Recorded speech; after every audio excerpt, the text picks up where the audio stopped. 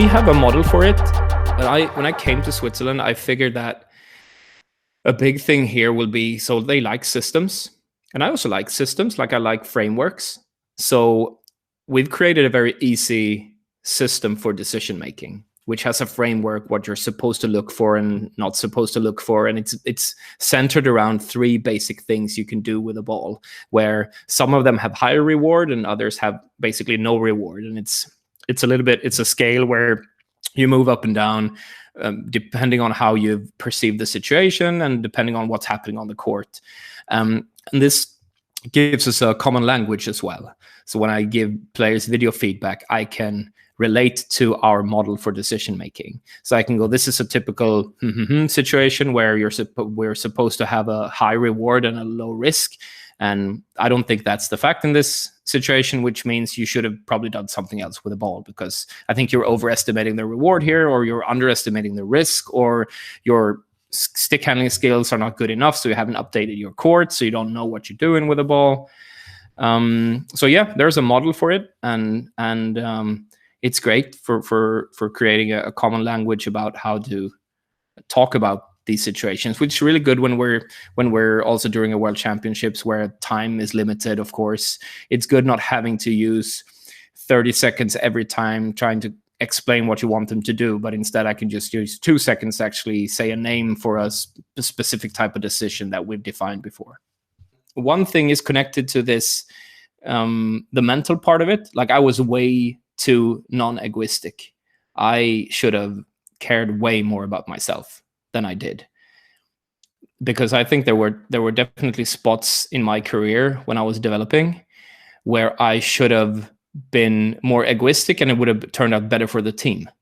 Like I had a blocking in myself, thinking that once I dribbled the ball, or once I shot the ball, or once I did something for myself, it was automatically not good for the team. And I think I would have had future myself talking to past myself saying, well, actually, if this is a good spot to shoot, or this is a good spot to dribble, it's good for your team. It's good for you as well, because you'll look good and it'll be fun for you, but it's actually good for the team. It doesn't automatically mean that it's bad for the team. And I was way too much caring what others thought about me in the line, and stuff like that. And I took way too much. I cared too much about that, which I think influenced my team. Could have been better, and I definitely could have been better. So I would have wanted someone to look at me objectively and telling me, in terms of decision making, what to do. That would definitely be one thing. And the other thing actually is connected to this thing that I talked about, having the court up to date when you're playing. Like, I had good hands, I had good technique, so I was definitely good enough to make good decisions, and I definitely had a clever, like, floorball brain. So I would have had everything there would be needed to be a good decision maker on court. But when I think back at myself when I'm playing, like, if I'd see myself moving towards the central area of the court and going to help the defenders while they're in build-up, and I'd get the ball, my only goal would be to just take the ball, get the ball, and get it to the other defender, for an example. I would never have thought of the Andres Iniesta thing about actually looking behind my back while running towards the ball to know if there's anything creative I could do with the ball. I just didn't do it. I didn't do it for 27 years. No, not 27 active years, but at least 10 years on a very high level. I just didn't do it. And it's so weird that I didn't figure it out myself. But if someone would have told me when I was 17, like, every time you move into this area, look behind you before you get the ball. You have time. The other version would be to just stand and stare at the ball and wait for the ball to come. So you might as well check out what's happening, right? And I just didn't do it.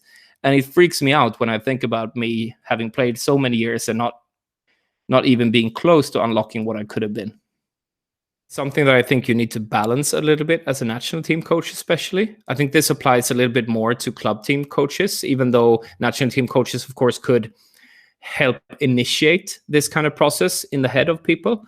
But the tricky thing for me here, I 100% agree with you, but there are definitely situations where I will just try to get maximum out of the player at the time, and not caring that much about if they can make groundbreaking progress within 2 years or something like that, because I want them performing in 2 months' time when we have a World Championship or something.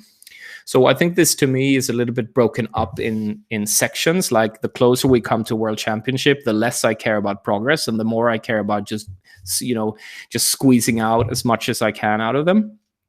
But then when we maybe have 1.5 years until the next World Championship, this is where I should be working way more with this. When you ask the question, it sounds so good and logical to me, and I realize now that I don't do this enough. Like, this should be a thing that I should do on every speech we have with a player in the beginning of a World Championship campaign, when we know we're going 1.5 to 2 years before we actually need to be really good. This should have a cemented spot within every speech with or talk with a player in the beginning of a World Championship campaign, and I don't do it. So thanks for the input. Yeah, I definitely think that is a thing. The way we want to work with it, and the way I work with it myself as a coach, because there's of course a decent amount of pressure, and I think this pressure applies to people regardless of if they're NFL football players and they're used to playing in front of 80,000-90,000, or if they're actually floorball players who maybe play in front of 400 or 500 people during their normal games, and then World Championship games, then maybe it's 14,000-15,000. And their coaches as well. I think this applies to everyone, because you adapt so quickly to your new circumstances, right? And there's always going to be pressure on you. Like you'll hear these NBA stars talking about how much they're under pressure, how they're talking to their sports psychologists who are helping them out mentally to not get burned out. Or you hear Per Mertesacker, the German inner mid or central defender who came out and said that he was vomiting before every game. And you wouldn't give that to a guy who makes it all the way to a top, be a national team player and play in the top leagues in soccer. There's a big risk for that. And the way I want to work with it personally is I just want to make sure that I use my days as good as I can. Like, I do my work the way I'm supposed to. I prepare my team. I make sure that I get my own workouts in so that I can come into things with a fresh state of mind. I work with my staff and make sure that they feel good about themselves. And I just want to give myself the best chance of actually performing when it's about to be going to crunch time. And that's how it works for me. Like, I talk to the players regarding tough subjects. I lead my staff. I do my preparations, and then I can sleep well. I can sleep so well, and I can just go to the games and just enjoy it. And I know that if it goes south for us, I can still go, well, I did everything I could. And I honestly did everything I could. It's just not just a cliche answer. I could sit with someone for hours and just tell them what everything is. And this is what I want our players to feel as well. Like, I want them to know that there's a plan from our side. I want them to know how we are playing, how we're playing every opponent, how the system works, what are their freedoms, what are their tasks, what are their roles. And that's the way I want to take away pressure from them.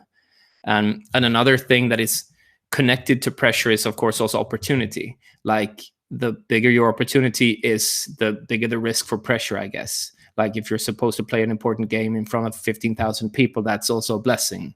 Like, all players won't have that opportunity. But I think as a coach, with my system in place, with my preparations in place, I can actually lift a very, very tough load out of play, way away from players. And that also goes for penalty shootouts or whatever it is. Like, I'm actually calling the shots. And I try to go to my players and do exactly that. Like, if someone's feeling pressure, if someone's not performing very well, normally I go to them. So I think you believe in the way I handle floorball. I'll say to player X, and then I'll go, so as you can just assume that as long as we keep on bringing you to the court, we believe in you, man. We believe in you. Every time you step on the court, it's because we think you give us the best chance of winning this game. And if not, well, then we'll have to have a speech, or we'll play someone else, and you'll notice. That's, of course, part of it too. But as long as we keep on bringing you out there, it's because we think you will have the tools to win this game for us. So I think as a coach, you have a good chance of helping your players out in terms of pressure management.